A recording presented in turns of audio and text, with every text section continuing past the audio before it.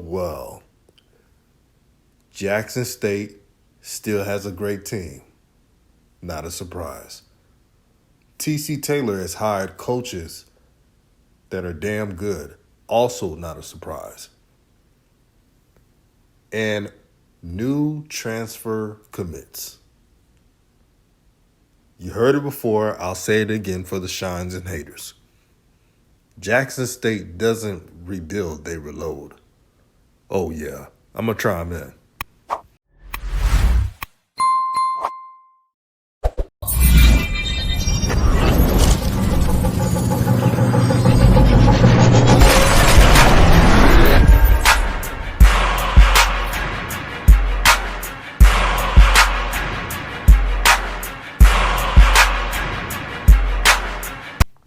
What's good, everyone? This is RawTruth Media, giving you the raw content that you deservedly need. Please like and share this video throughout all social media platforms. First off, let's start with the spring game. I wanted to look at the film myself multiple times so I didn't miss anything. The thing that I noticed is that the DBs are very talented. They're long, fast, rangy. The safety position can cover better than past safety positions for JSU. Example, you remember how the inside receiver or the tight ends, there were plays designed to try to attack the middle? With this JSU team, if you try to attack the middle, they're going to make you pay. Asai's Guthridge is all world. They have a lot of young, talented safeties in the mix, and that's going to be a strong unit. Jason Brown, to me, until further notice, he's a starting quarterback. Experience, sturdy, strong, 6'2", 235, 240-ish, has seen a lot of football, has played a lot of games, but look out for Grayson Thompson. Now, you're saying Grayson Thompson, sunshine? But in all seriousness, he looked like the backup quarterback. Some say he could challenge for the starting job. I'm not going to say that yet, but he looked good. But it's too early. You don't know how these things can play out. A good offseason here and there. You never know. Philip Short can improve in the offseason and come out like swinging. You never know. Or Zay McDonald. Remember, this is a new playbook, so it takes time. I don't want to overjudge a spring game. I'm just stating what I saw. One key thing I noticed with the offense, even though it's a fast-paced type of offense with Maurice Harris, you know he's going to bring that. He brought that same offense from Liberty to JSU. The offense is built like a MEAC team, if you understand what I'm talking about. There was times where you saw 3 wide receiver sets, an extra tight end, sometimes a fullback or a flex back, and very creative with the plays. So it's going to be a balanced offense.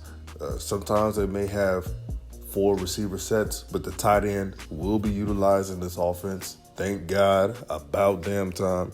Because you don't want to be too predictable on offense, having nothing but 5 receiver sets. And then you have opposing teams having 5 to 6 DBs, knowing that you're not going to run the ball as much. Now, that number 36, I know it's not Savion because he's transferring out.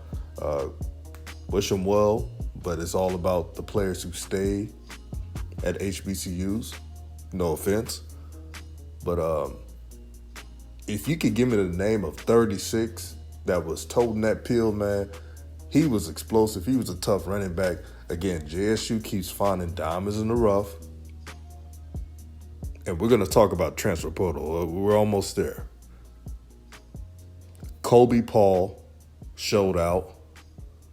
And this is why you build with high school talent, high school recruits. You got to give them a chance to show their skills until further notice.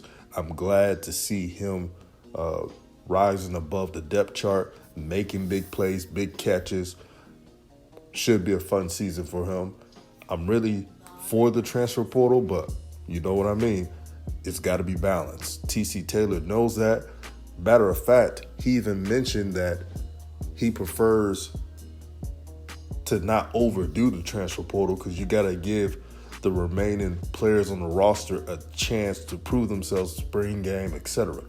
So I like what I saw from Kobe Paul. So a fast-paced defense with better safety play and coverage. And it's nothing against the pass safeties, but man, these brothers can cover in the backfield. No joke.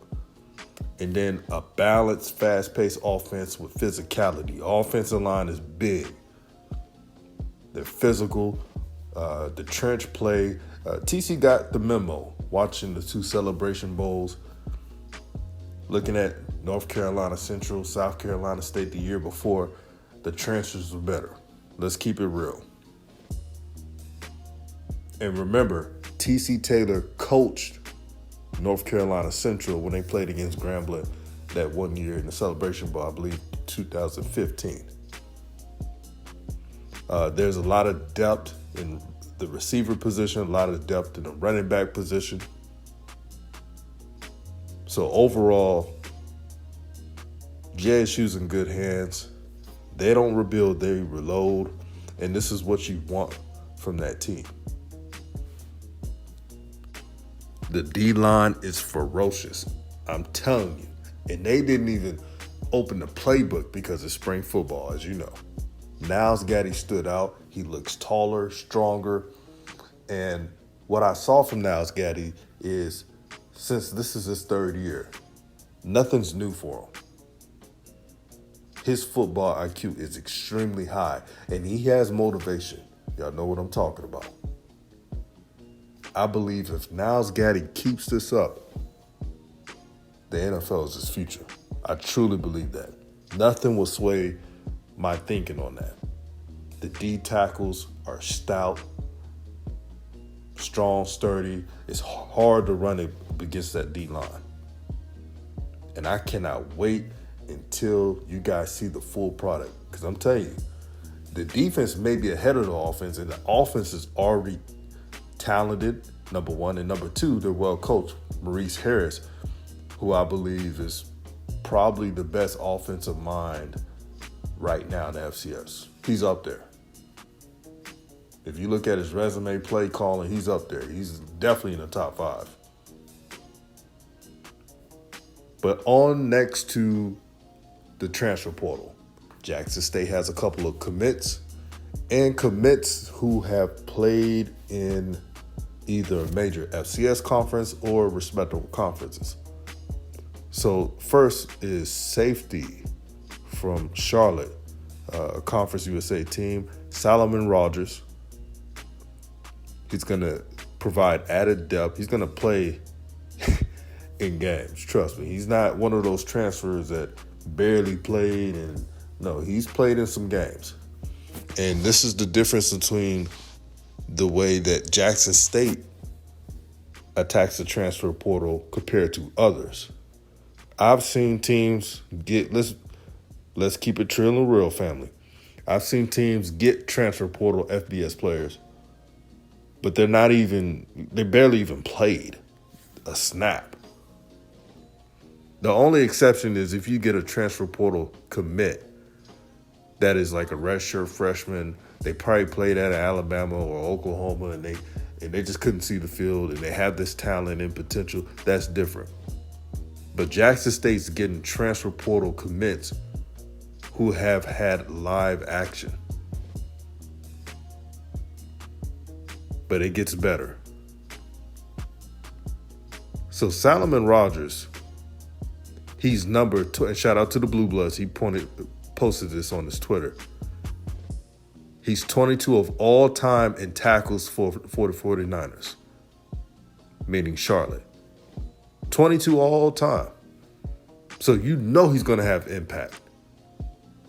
Another impact player, Walford, Jaheim Hazel. Walford has played If you know about the FCS and you know about Wofford, they play in a good conference. So in 38 career games, he's totaled in 79 tackles and 10 pass breakups. He's another DB. JSU is trying to shut Ish down, and I love it. They're not playing around, and they got more commits. But I'm going to make a separate video for that. So, shoring up the secondary, having a stout D-line, balanced offense with Maurice Harris, leadership, the vision of T.C. Taylor. It's trending up. This is what prestige looks like. I'm so excited for the fall season. In Jackson State, if you think they're going to go below 500, you must be smoking the best stuff. That's not going to happen. I guarantee you. I'm not going to predict the record because a lot of people disagree with me on this, but I'm just going to say it. It's a good chance that no one in the SWAC could go undefeated. That's a good chance of that happening because the SWAC hasn't been this good in a long time. You're going to see teams with more quarterback talent. You're going to see teams with more stout defenses and creative offensive skill set, offensive play calling. But this is what we asked for. I can't wait. This is RawTruth Media. Y'all stay blessed and I'm out.